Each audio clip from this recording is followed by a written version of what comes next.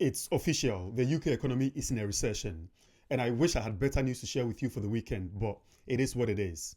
Yesterday, the Office for National Statistics shared that the UK economy for the last quarter shrank again. And that will make it the second consecutive quarter that it is shrinking. I think from July to September last year, it shrank by 0.1%. And then the official statistics show that from September to December, it shrank again by 0.3%. For the technical people, for politicians, they say that it is not a huge, decline. So they call it a mild recession or a technical recession. But I mean, a recession is a recession. So I thought in this video, I'll share with you what does this mean for the ordinary person like you and I? What does the UK being in a recession mean for our savings, for our mortgages, for our investments? But it is not all doom and gloom. Remember, in such chaos, there are also opportunities. So if you stay till the end of this video, I'll share with you what you can do now that we are in a recession. Stay with me. Hi, my name is Shadrach and you are welcome to Diaspora Careers and Investments. If you are new on this channel, here we share all you need to know about personal finance and learn how to be smart with your money. I'd really appreciate it if you can join this growing family by subscribing to this channel. Now, is it news that the UK economy is in a recession? Probably yes and probably not. I mean, the ONS measures the GDP that a country produces every quarter, which is essentially the total of the goods and services that is produced. So if businesses are booming, services are going on, then the economy will grow, and it's good for businesses and individuals. Of course, if they're not producing a lot and money is not flowing in the system, then the economy will shrink. And in the last 2 quarters, since July, it's been shrinking gradually. But really, this is not the first time the UK economy is shrinking.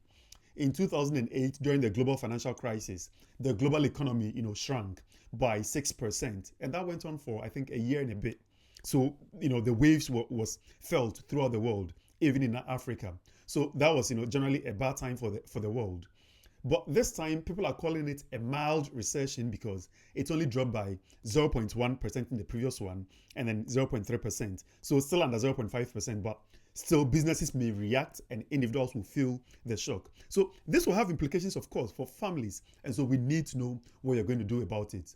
I think the other time we had a recession was during the COVID time for obvious reasons because goods were not being produced. Everyone was, locked down at home and the economy shrank by about 20%. So that was significant, but there were schemes to hold families down. But this time we have to focus on the present situation.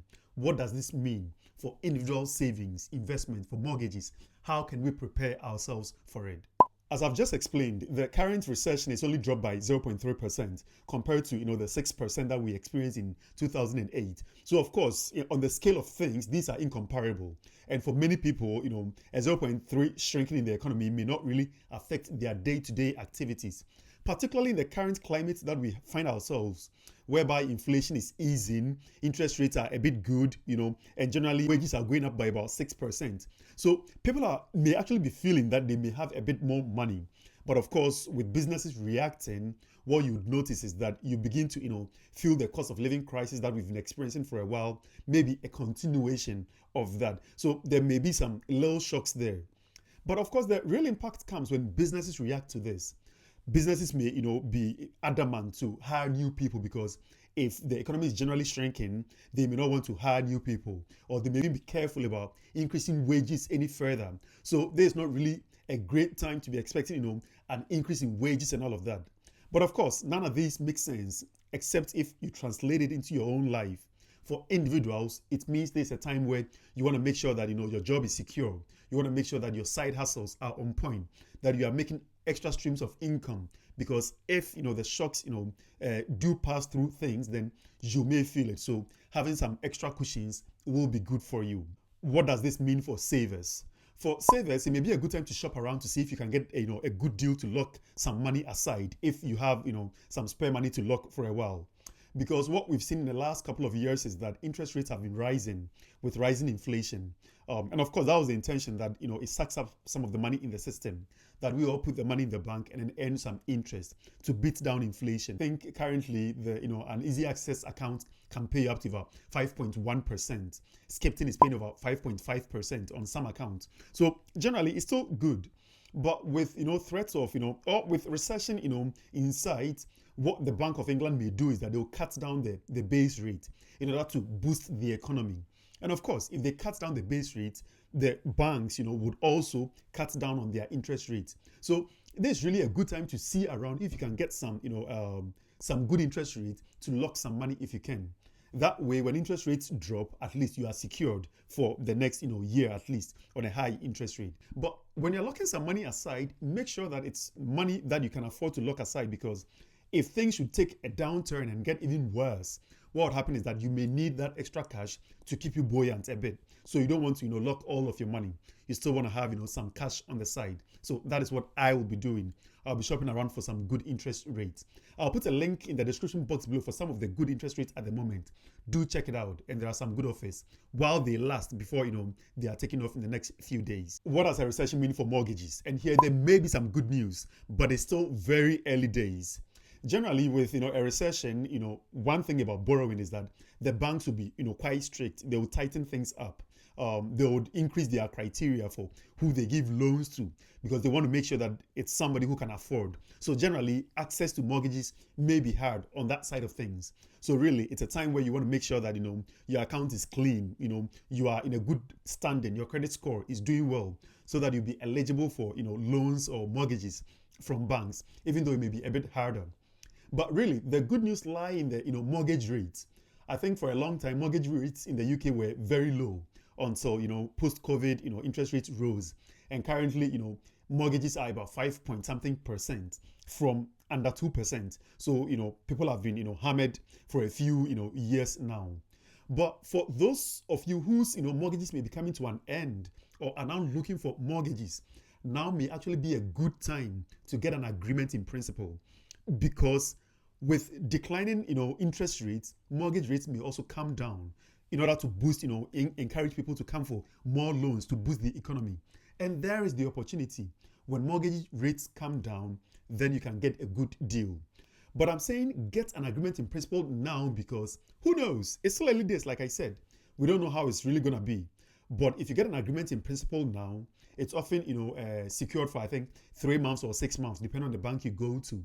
And it's not binding. You can review it with time. So assume you get a deal now for, say, 4.5%.